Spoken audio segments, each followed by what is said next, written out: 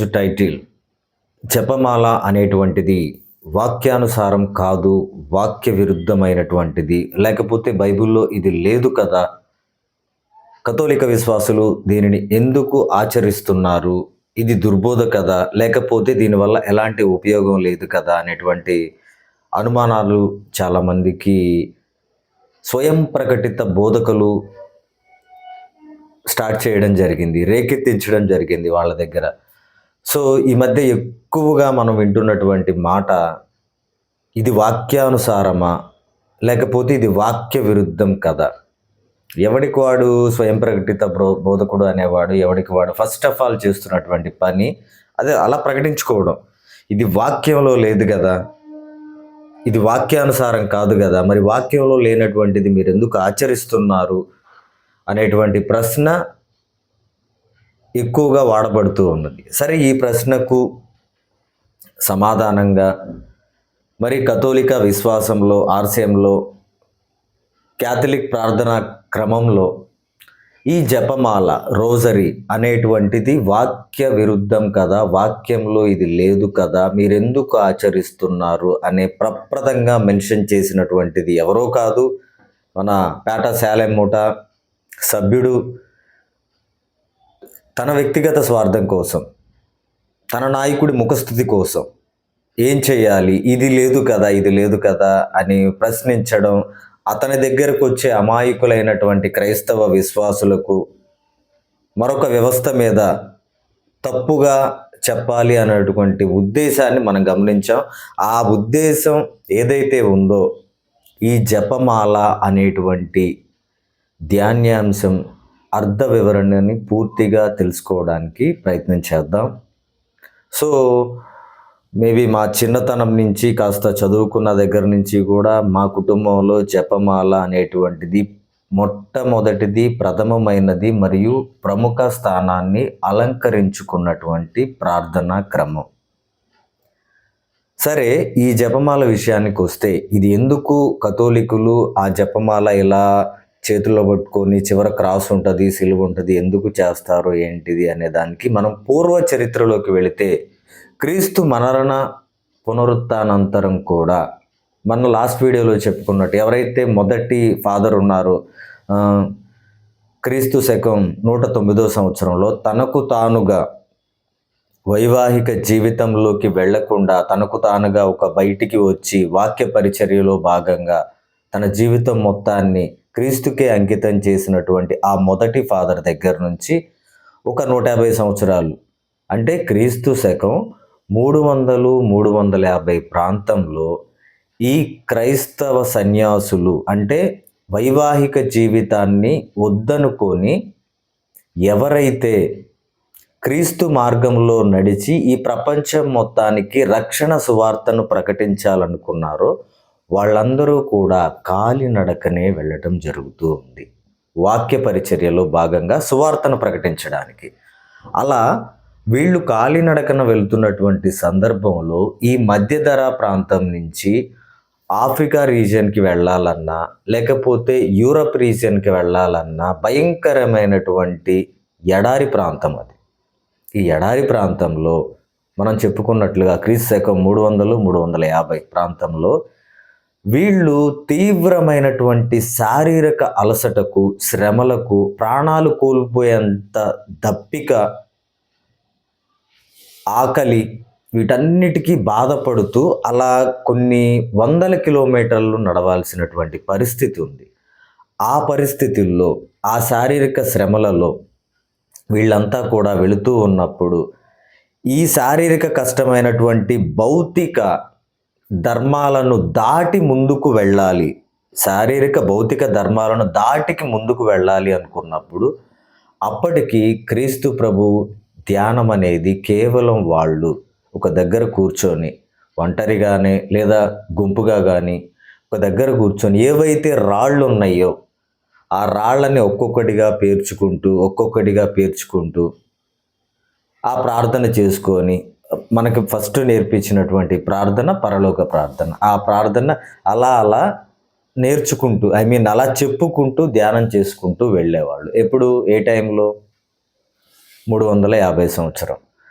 సరే, ఇలా మొట్టమొదటిసారిగా అలా ప్రార్థనలు లెక్కించుకోవడం, తమ భౌతిక ధర్మాలను దాటి తమ భౌతిక అవసరాలను జయించి, తమ ఆకలిని, తమ శారీరక కష్టాలను కూడా వాటిలో అక్కడ పడిపోకుండా ఒక కొత్త శక్తి ద్వారా, ఒక నూతన ఉత్తేజం ద్వారా ఈ ప్రార్థన అనేటువంటి క్రమం నుంచి ఒక కొత్త ఉత్తేజితమైనటువంటి శక్తి ద్వారా అలా ప్రార్థనలు గణించడం జరిగింది. ఆ తర్వాత క్రీస్తు శకం 450వ సంవత్సరంలో అప్పటి పోప్ గ్రెగరీ గారు ఈ ప్రార్థనల గణింపు ఏ మనిషి అయితే సమూహంగా కానీ వ్యక్తిగతంగా కానీ ఉన్నాడు అనుకున్నటువంటి సమయంలో ఎప్పుడైతే మనిషి ఒంటరిగా ఉంటాడో అలాంటి సమయమే శోధనకి ఆస్కారం ఎక్కువగా ఉండేటువంటి అవకాశం ఉంది. కాబట్టి ఆ శోధనని జయించడానికి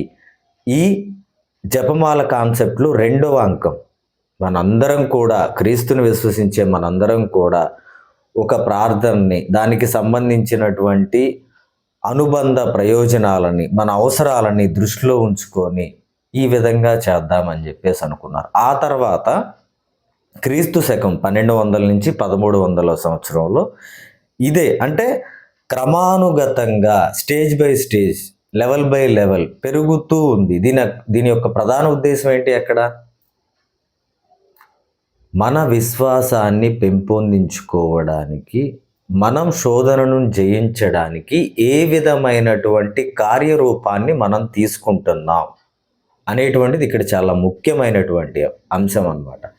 ఆ తర్వాత ఈ జపమాలలో మరియ తల్లిని ఇంక్లూడ్గా చేయటం జరిగింది. మరియ తల్లిని ఎందుకు ఇంక్లూడ్గా చేయాల్సి వచ్చింది, అసలు ఈ జపమాలలో ఏముంటాయి అనేటువంటి దాన్ని మనం స్పష్టంగా తెలుసుకునే ప్రయత్నం చేస్తే, ఈ జపమాలలో భాగాలు అంటే ఫర్ ఎగ్జాంపుల్ మనం 4 చాప్టర్స్ అనుకోవచ్చు, లేదు మనకు అర్థమయ్యే భాషలో చెప్పుకోవాలి అంటే ముఖ్యంగా 4 రకాలైనటువంటి విభాగాలు. ఈ విభాగాలన్నీ కూడా ఎప్పుడైతే ఒక ఆశీర్వాదకరమైనటువంటి వచనాన్ని గాబ్రియేల్ దేవదూత నుండి మరియ తల్లి వింటుందో ఆ సంఘటన నుండి క్రీస్తు పునరుత్థానం వరకు కూడా మొత్తం క్రీస్తు చరిత్రనే ఇంక్లూడ్ చేసి పెట్టిందే ఈ 4 విభాగాలు అన్నమాట. అందులో మొదటి ధ్యానాంశంలో, ఈ విభాగాల్లో మొదటిది సంతోష దేవరహస్యములు అని పిలుస్తాం. ఈ సంతోష దేవరహస్యములో ధ్యానాంశాలు ఏవి అని ఉంటాయి అని అనుకుంటే, గాబ్రియేల్ సన్మంస్కుడు మరియ తల్లికి శుభవార్త చెప్పుటను గురించి ధ్యానించుదము గాక అనే దగ్గర నుండి ప్రతి విభాగంలో 5 గుర్తులు ఉంటాయి. ఆ 5వది కానకపోయినటువంటి బాలయేసుని దేవాలయంలో కనుగొట్టను గురించి ధ్యానించుదము గాక. సంతోషకరమైనటువంటి వార్త ఇది యావత్ ప్రపంచానికి, యావత్ భూమండలానికి.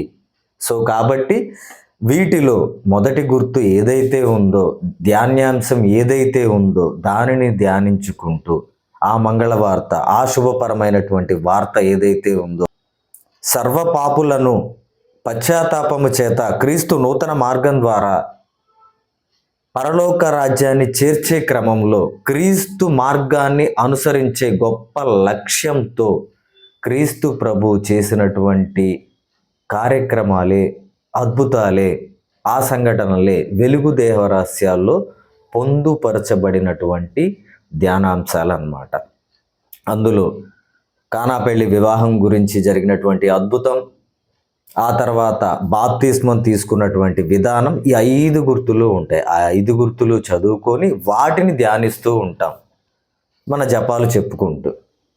అలాగే 3వ విభాగం దుఃఖ దేవ రహస్యములు. ఈ దుఃఖ దేవ రహస్యంలో యేసు ప్రభు కొరడాలతో కొట్టబడుటను గురించి, సిలువ మోయుటను గురించి, ఆ తీర్పు వెలువడుటను గురించి, ఆ తర్వాత క్రీస్తు సిలువపై మరణం పొందుటను గురించి, అత్యంత బాధాతప్తకరమైనటువంటి ఈ 5 గుర్తులు కూడా ధ్యానించుకొని, ఇవన్నీ కూడా కేవలం స్వల్ప మానవ మాతృలు పాపంలో ఈజీగా పడిపోయేటువంటి మన కోసం సాక్షాత్తు దైవ కుమారుడే తన రక్తాన్ని చిందించాడు కదా.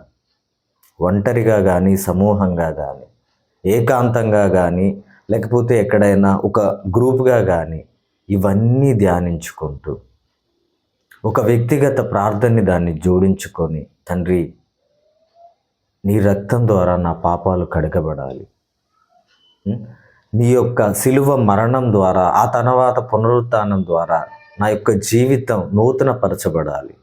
ఈ విధంగా వ్యక్తిగతమైనటువంటి ధ్యానం అని చెప్పేసి ఈ దుఃఖ దేవరహస్యాల యొక్క అంతిమ ఉద్దేశం ఉంటుంది. తర్వాత మహిమ దేవరహస్యాలు సుస్పష్టంగా మనందరికీ తెలుస్తున్నటువంటి విషయం ఏంటి? జపమాల అనేది క్రీస్తు చరిత్రలో, బైబిల్లో, పవిత్ర గ్రంథంలో ప్రతి ఒక్క సందర్భాన్ని మన అనుదిన జీవితంలో ఎప్పటికప్పుడు గుర్తు చేసుకుంటూ మన ఆత్మను నూతనపరుచుకోవడానికి, ఆయన మార్గానికి సన్నిహితంగా అవ్వడానికి మాత్రమే రూపొందించబడిన అత్యంత విశ్వసనీయమైన, మనిషిలో విశ్వాసాన్ని పెంపొందించే గొప్ప ధ్యానాంశం ప్రార్థనా క్రమం అని తేటతెల్లంగా అర్థమైంది. ఇది వాక్య విరుద్ధమా? ప్రతి సిచ్యుయేషన్ ఉంది, ప్రతి సందర్భం ఉంది, ప్రతి పరిస్థితి ఉంది దేవుడికి సంబంధించి. వాక్యమే కదా ఇందులో ఉంది. మరి ఎందుకు చేస్తున్నారు అంటే ఇక్కడ ఒక్కటే మనకైతే అలా నాయకుడు కానీ, లేకపోతే సంబంధిత స్వయం ప్రకటిత అబద్ధ బోధకుడు కానీ పౌలు వలే నువ్వు మారాలి అని పెద్దగా మైకులు అరవగానే ఈ కింద ఉన్నటువంటి భక్తుడు ఒక్కసారిగా మెలకు ఓకే తీసుకుంది. నీ కేకలు, ఎర్రి కేకలు, లేకపోతే మరొక దానికంటే ఏకాంతంగా బైబిల్లో ఉన్నటువంటి వాక్యాలను, క్రీస్తు అనుభవించినటువంటి సందర్భాలను జపమాల ద్వారా ఒంటరిగా ధ్యానిస్తూ మనసులోనే మననం చేసుకుంటూ క్రీస్తునే హృదయమందు నిలుపుకోవడం గొప్ప. లేకపోతే అతను ఎవరో పెద్ద కేకేసడం కానీ ఒక్కసారిగా ఉలిక్కిపడి ఓకే. ఎంత అద్భుతమైనటువంటి క్రమం ఇది.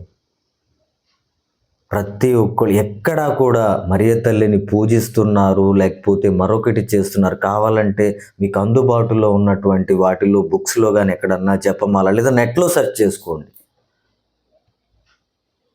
ఈ విభాగాలు ఎన్ని ఉన్నాయి? దుఃఖ దేవరహస్యాలు, వెలుగు దేవరహస్యాలు, మహిమ దేవరహస్యాలు, సంతోష దేవరహస్యాలు, ఒక్కొక్క దానిలో 5 గుర్తులు. ఈ 5 గుర్తుల్లో ఏవి ధ్యానిస్తున్నాడు కథోలికుడు?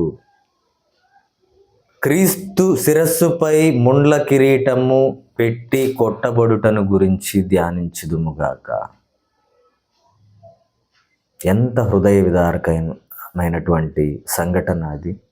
తండ్రి, వీటన్నిటికీ రీజన్ అవర్ సిన్స్, మా యొక్క పాపములే. ఇకపై నిన్ను బాధ పెట్టే అలాంటి పాపాలు చేయకుండా నీ రక్తం ద్వారా కడగబడు అని ఏకాంతంగా, వ్యక్తిగతంగా అడగడం, క్రీస్తునే మనలో ఆయా సందర్భాలనే మన మెదడులో నిర్లిప్తం చేసుకోవడం అనేది ఎంత గొప్ప విషయం. ఇది ఎంత గొప్ప ప్రార్థనా క్రమం. సో ఇక్కడ ఏంటి అనంటే, ఇక్కడ ఈ కథోలిక తత్వంలో ప్రధాన ఉద్దేశం ఏం కనపడుతుంది అనంటే, మనిషి వ్యక్తిగతంగా క్రీస్తు మార్గం యొక్క సారూప్యతను చూసి అందులో నడవాలి అనుకోవడానికి జపమాల ఒక ఆయుధంగా నేడు ఉపయోగపడుతున్నది అనేది కథోలిక తత్వం యొక్క ముఖ్య ఉద్దేశం. అలా కాదు, మధ్యవర్తిగా నేను ఒకడిని ఉండాలి, మధ్యవర్తిగా నేనుండి పెద్దగా మైకులో కేకేస్తే వాళ్ళు ఒక్కసారిగా ఒళ్ళు జలతరించుకుని ఓకే ఈ కేకలోనే మార్గం ఉంది, లేకపోతే ఈ అరుపులోనే, లేకపోతే ఇందులోనే ఉంది, నేను ఇక్కడికి వచ్చేస్తాను, ఇక్కడి నుంచి నాకు ఇది ఒక పాస్పోర్ట్ అన్నమాట, ఈ సన్నిధికి, ముఠా సన్నిధికో లేకపోతే ఈ పెన్నిధికో వస్తే ఇక్కడే నిజమైన జ్ఞానం.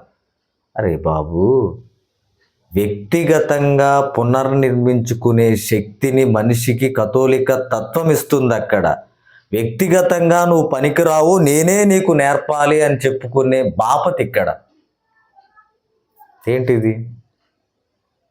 కాబట్టి ప్రతి ఒక్కరూ కూడా ఈ స్వయం ప్రకటిత ధనబోధకులు, ఈ ఆఫ్ నాలెడ్జ్ గాళ్ళు, వీళ్ళందరి మాటలు వాళ్ళేంటి అని అంటే రైట్ని రైటు అంటే మరి మీరెందుకు ప్రాచీన ఆదిమ సంఘం నుంచి బయటికి వచ్చారు అని ప్రతి సామాన్య క్రైస్తవుడు క్వశ్చన్ చేస్తాడు. కాబట్టి వాళ్ళు రైటీషియస్, నిజ నిరూపితమైనది, దైవ సాన్నిహిత్యానికి దగ్గరగా ఉండే నియమ నిబంధనలు అన్నీ కూడా వాక్య విరుద్ధాలే అని చెప్తూ ఉంటారు.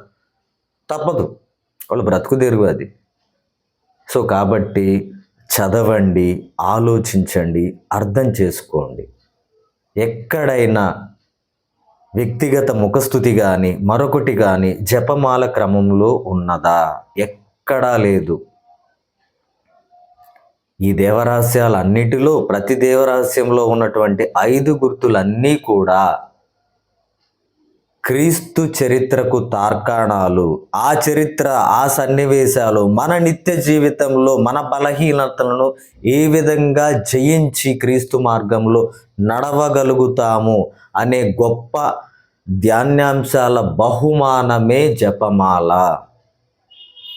Okay, thank you so much.